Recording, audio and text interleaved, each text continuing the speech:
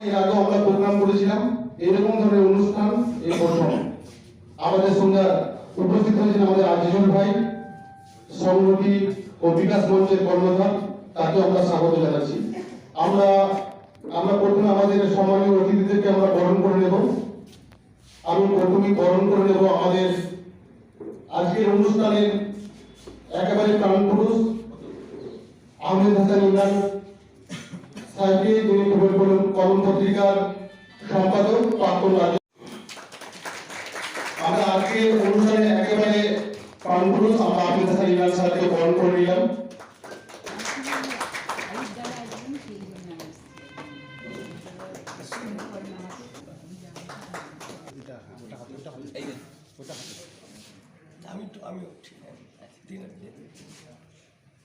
মানে আমরা এরকম প্রতিনিধিত্ব করেছি।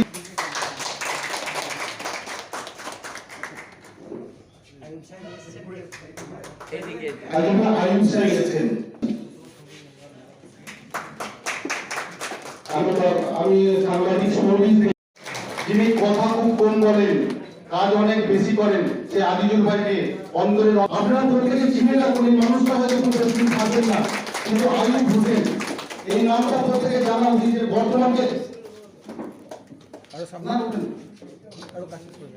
এদিকে একটু ঘুরে, এরকম একটা ধনী মানুষ, এদিকে একটু তাকিয়ে স্যার, ঠান্ডা পড়ছে এবং কোনো জায়গায় আমাদেরকে বক্তৃতা দিতে হচ্ছে। আমি প্রথমে আমাদের কলম পত্রিকার বিশিষ্ট সাংবাদিক আমাদের শফিকুল ভাই, যাকে আমরা ডাকি কি বলে ডাকি, হ্যাঁ আমাদের সকলের ঘরে আলালের ঘরে দুলাল। তো তাকে ধন্যবাদ জানাবো আমাদের সংহতি ও বিকাশ মঞ্চকেও, যারা এমন একজন গুণীজনকে আজকে বর্ধমানে নিয়ে আসতে পেরেছেন। দূরে থাকেন খানিকটা, এবং এর কথা আমি শুনেছি, উনি বললেন মাত্র আমাকে যে আমার সঙ্গে তার একবার দেখা হয়েছিল। তো আমি আনন্দিত এবং তার কথা শুনে এসেছি। তার কৃতিত্বের কথা জানি, তার গবেষণার কথা জানি, তার মেহনতের কথা জানি। তাকে পেয়ে আমার মনে হচ্ছে যে আমরা আপ্লুত, এবং আমাদের আজকের এই অনুষ্ঠান তার এই আগমনে আজকে সাফল্যমণ্ডিত হয়েছে। তাকে আমরা সালাম ও নমস্কার সম্মানিত করেছেন। সেরকম একটা মানুষ, যে মানুষটি দুদিন আগে পত্নী বিয়োগ হয়েছে, স্ত্রী মারা গেছেন, সেই রকম অবস্থায় তিনি এসেছেন। মানে কোনো ভাষা নেই যে তাকে সাধুবাদ, প্রশংসা, শুভেচ্ছা জানানোর কোনো ভাষা নেই। আমরা প্রথমে তাকে সংগঠিত করবো। আমাদের সংগঠিত করবেন অধ্যাপক ওয়াজিদুল সাহেব। সমস্ত মানুষকে তিনি মাত্র ঢুকা নিয়ে আমরা শুধু কলম পত্রিকা থেকে আজকে নয়, সুন্দরবন থেকে এসেছেন, সুন্দরবন নিয়ে গবেষণা করছেন, সেখানে বিভিন্ন পরিচালিকা করছেন। সেই ডক্টর রমজান আলীকে কলম পত্রিকা থেকে সংগঠিত করতে পেরে আমরা নিজেদেরকে গর্বিত মনে করছি। আমি ঝর্ণা বর্মন, ঝর্ণা দিদি, তার হাত থেকে আমার সম্বর্ধনার বিষয়টা নিয়ে ইমরান সাহেব আছেন, আয়ুব সাহেব আছেন, যাকে নিয়ে কৌতূহলের শেষ নেই। কেন এরকম একজন বিশিষ্ট মানুষকে নিয়ে এখনো গোটা গোটা বই লেখা হয়নি, এটাই আমার কাছে বিষয়। যারা গবেষকদের গবেষক, যারা গবেষণায় প্রভূত সাহায্য করেন, কোথায় কি আছে এই বয়সে ওনার স্মৃতি, মানে আমরা ভেবে পাই না যে কোন বই থেকে পড়লে কোথায় গেলে ঠিক নির্দিষ্ট জায়গায় পৌঁছানো যাবে। তো তাকে শ্রদ্ধা জানাই। নির্বাচন কথাটাতেই একটা আমাদের আটকে যেতে হয়, এই জন্য যে এই ব্যাপারটার সঙ্গে একটা রাষ্ট্রের সরাসরি সম্পর্ক, সরাসরি যোগ। আপনারা অনেকেই জানেন যে প্লেটো বলেছিলেন আদর্শ রাষ্ট্র থেকে এই আপনাদের মতো যারা লেখালেখি করেন, কবি সাহিত্যিক, তাদের বের করে দিবে। কেন কি না, এই লোকগুলোই মনে হয় বজ্জাতের গোড়া। কেন না, রাষ্ট্র যখন ভুল করে তখন এরাই সেই কলমের মধ্য দিয়ে তার সমালোচনা করে, মানুষকে খেপিয়ে তুলে। কি সেটা কি সত্যি খ্যাপানো না চেতনার জাগরণ? তো সেই বক্তব্য নিয়ে পরবর্তীকালে অ্যারিস্টটল তারই সুযোগ্য শিষ্য, তিনি অন্য কথা বলেছিলেন, সেটা ভিন্ন প্রসঙ্গ।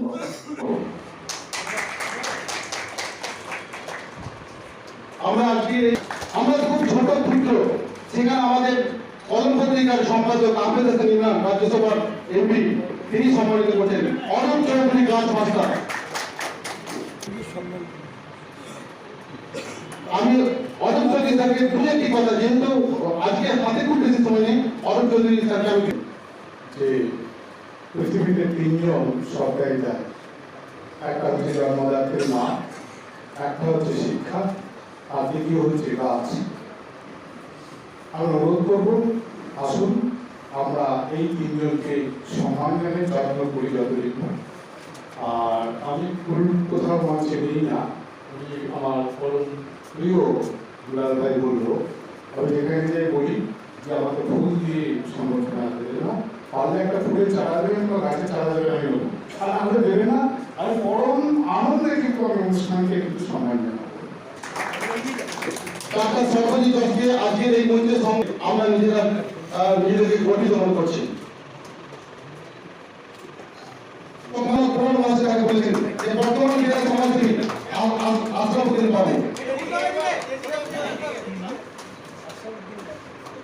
মহতী সভা, কলম পত্রিকার এই আজকের দিনের সংবাদপত্রের একটা বড় ভূমিকা।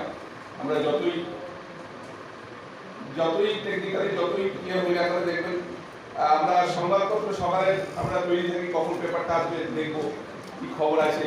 যতই টেকনিক্যালি আমরা ইলেকট্রনিক্স মিডিয়ায় যতই থাকি না কেন, আমরা সকালের পেপারের জন্য তৈরি থাকি। এবং কলম পত্রিকা নিরপেক্ষভাবে নির্ভীকভাবে যে দায়িত্ব গ্রহণ করেছিল, যে বেশ কয়েক বছর ধরে, যে তার কোনো তুলনা হয় না।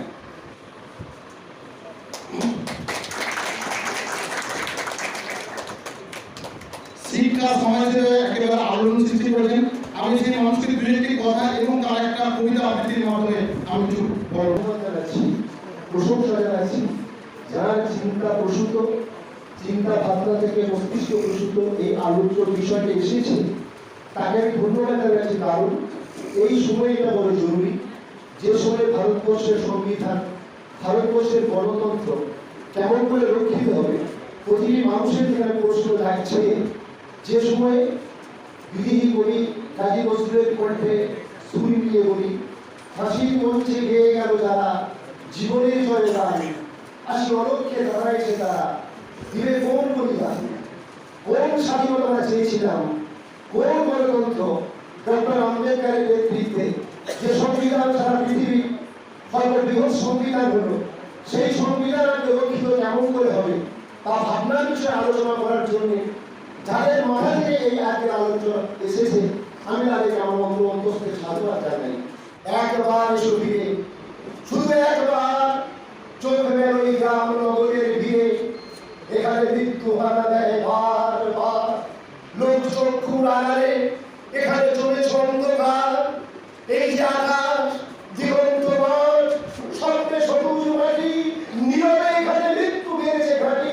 কোথাও নেই গোবার, মাইলো মারো তোমার নন্দন, ঘন ঘন বন্যান, আঘাতে আঘাতে ছিন্ন ভিন্ন ভাঙা নৌকার পাল, এখানে চরম দুঃখ বেড়েছে সর্বনাশের খাল।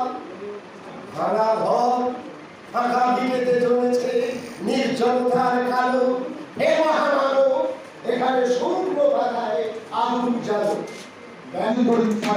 শুধুমাত্র কলম পত্রিকা নয়, আমরা যে অন্য সংবাদ মাধ্যমকে আমরা সম্মান করি তার প্রমাণ স্বাক্ষর কিন্তু আমরা রাখলাম। আমি সর্ভিস থেকে অল্প একটি কথা বলতে মনে করছি। থেকে একেবারে নার্সিংহোম, হসপিটাল এবং একটা শান্তির বাতাবরণ তৈরি করে এবং বহু ক্ষেত্রে বহু গুণান্বিত মানুষ সেই রাজনীতি সংরক্ষণ করছে। সংরক্ষণ করছে আমাদের কলম পত্রিকা সম্পাদক এবং অসংখ্য ধন্যবাদ। এবং আমাদের যে পরিবেশিত সমাজ, সেইটা যদি একটু করে দায়িত্ব নিই, শুধু রাষ্ট্র শক্তি কিন্তু সুস্থ পরিবেশ তৈরি করতে পারবে না। আগে আমাদেরকে দায়িত্ববান হতে হবে, সচেতন হতে হবে, তাহলে আমরা সঠিক গণতন্ত্র ফিরে পাবো। এই কথা করোনাকে উপেক্ষা করে ক্লাবে হাত বাড়িয়ে দিয়েছেন এবং আমরা কলম পত্রিকাতে টাইম দিয়েছি, কলম পত্রিকাতে তালিকা বেরিয়েছে এবং আমরা আজকে শুধু সম্মানিত করছি না, একটা মোমেন্ট দিয়ে তার আগেও আমরা আমাদের লেখনী মাধ্যমে সম্মানিত করছি, অসংস্কৃতিকে সম্মানিত করেছে আন্তর্জাতিক এবং কলম পত্রিকাতে আমরা আজকে শুধু সম্মানিত করছি না, আমরা এর আগেও যে কলমে আগে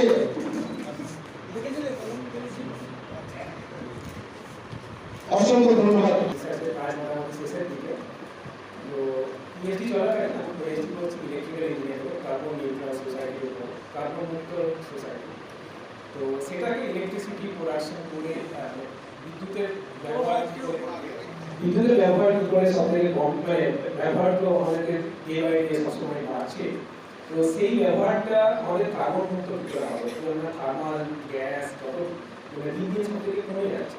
তো সেইটার জায়গাতে আমরা অবচিত শক্তিকে আমরা ইউজ করে সোলার উইন্ডের ব্যবহারকে বাড়িয়ে সেখানে আমরা অনেক মানে যেখানে যে বড় বড় যে ইলেকট্রিসিটির এক্সটেনশন মানে যেখানে বিদ্যুতের যাওয়াটা মুশকিল, সেইখানে পর্যন্ত কী করে বিদ্যুতের উপযুক্তভাবে ইউটিলাইজ করা যায় সেটার উপর রিসার্চের কাজ বর্তমানে সম্পাদকের হাত ধরে তাকে আমরা সম্মানিত করছি। ওই যে কবিতা অসংখ্য ধন্যবাদ করছেন এবং ইমরান ভাই যে কথার নাম বলেন যে একে পরিচয় করেছেন তার মধ্যে হাসি ভাই নামটা অবশ্যই থাকে। সেই মানুষের মধ্যে আজকে বিভেদ সৃষ্টি করা হচ্ছে। কথা হচ্ছে এই যে এই বিভেদটা মানুষদেরই আটকাতে হবে, আমরা মানুষ, আমরা এই বিভেদটাকে আটকাবো এবং তার জন্য আমাদের যদি প্রাণ যায় কেউ হয়ে যাচ্ছে, তবুও আজকের এই যে মানে একটা অশুভ শক্তি মাথা টানা দিয়ে উঠেছে, সেই অশুভ শক্তি প্রতিরোধ করতে হবে। আমি দেখলাম এখানে এসে আমি বাড়ি থেকে বেরোতে পারি না, তবুও এখনো লেখালেখি করি, কিন্তু দেখলাম যে তরুণ প্রজন্ম তারা হিন্দুও নয়, মুসলমান নয়, শিখও নয়, তারা আজকে একত্রিত হয়েছে দিল্লিকে ঘিরে রেখেছে ভারতবর্ষের কৃষকরা, তাদেরকে দমন করা যাচ্ছে না। মানে দমন পীড়ন অনেকেই করেছে, হিটলারও করেছে, ওই ইন্দিরা গান্ধীও করেছে, কিন্তু আজ আর কেউ নেই,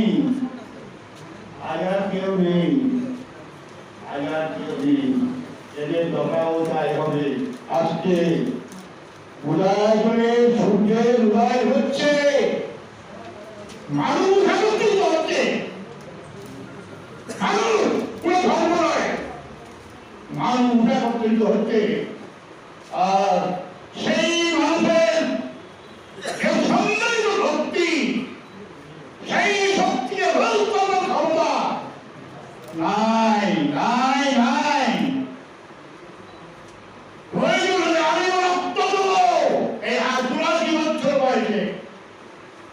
আপনাদেরকে কথা দিচ্ছি, তাই এই প্রতিরোধের দিন আজকে গান বাজনার দিন নয়, আজকে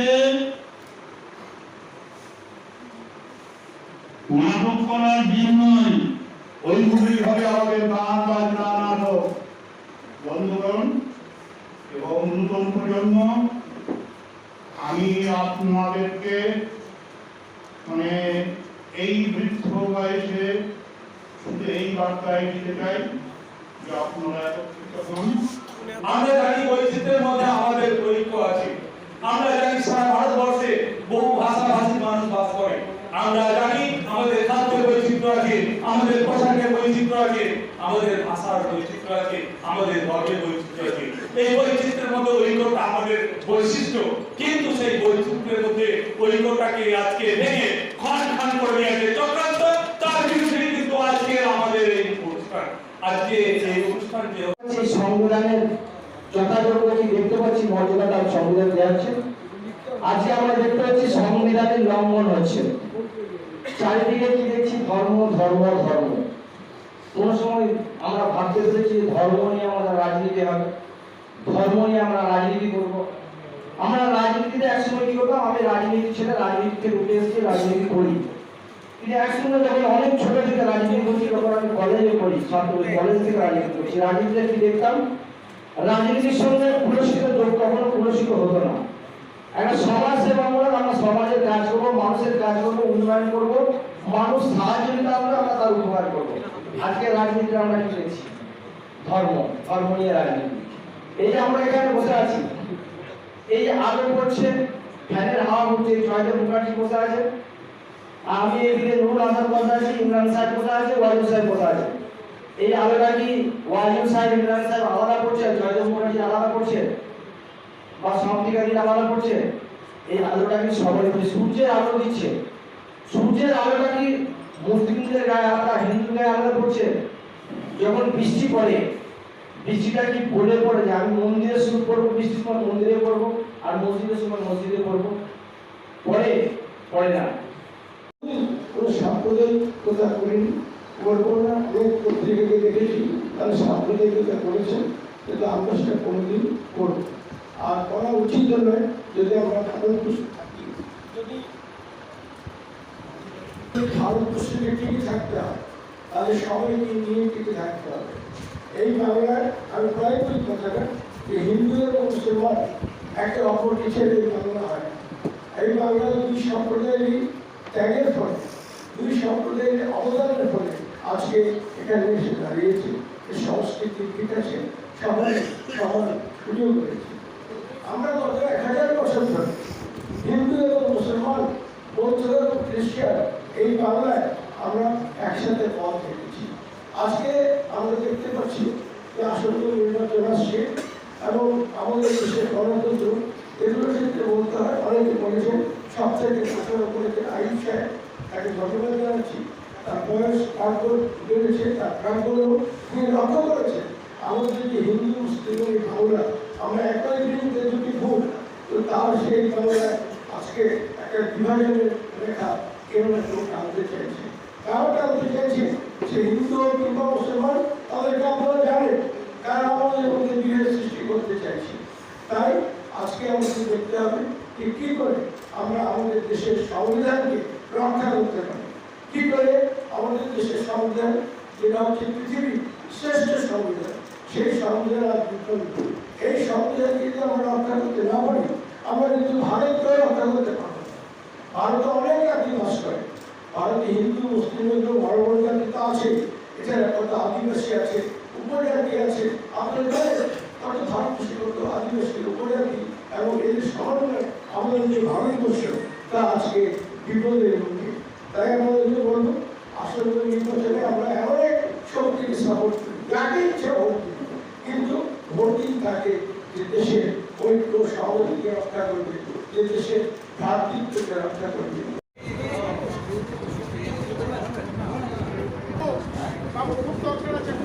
বর্তমান এডুকেশন ওয়েলফেয়ার সোসাইটি আছে,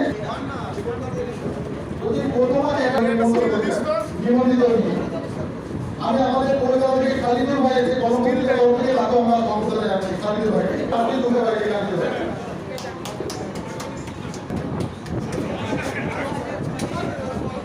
আমি সাহেব আপনি ছবিটা দেন না।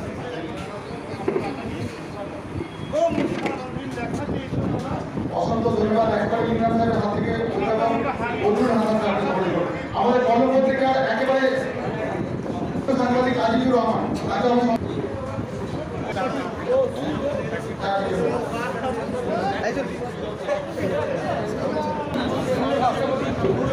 নুরুল হক সাহেবকে আহ্বান জানাচ্ছি। নুরুল হক সাহেব, নুরুল হক সাহেব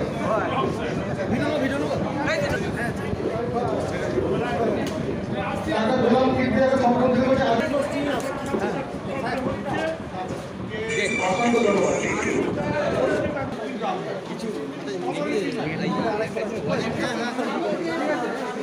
দাদা কিছু আছে না?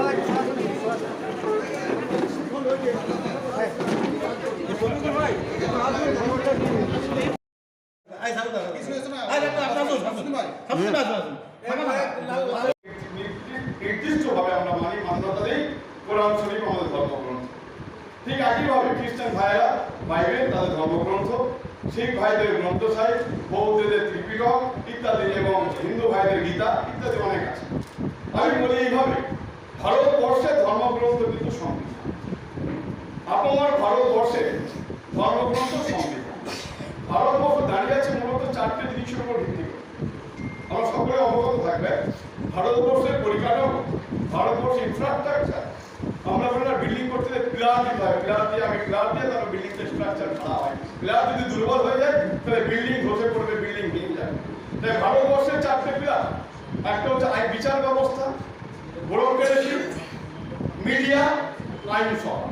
এই 4টে ভারতবর্ষের পিলার। আমরা সকলেই যাদের বলতে দ্বিধা নেই, 4টে জিনিস কিন্তু পার্চেস বিক্রি হয়ে গেছে।